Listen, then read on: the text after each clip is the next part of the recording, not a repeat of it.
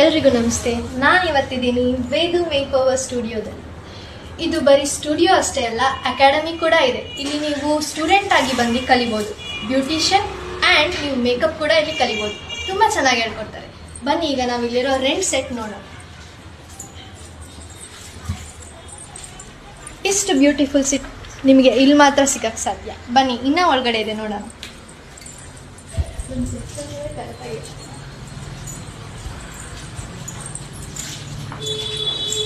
Just look it it. ಮೇಲ್ ನೋಡಿ,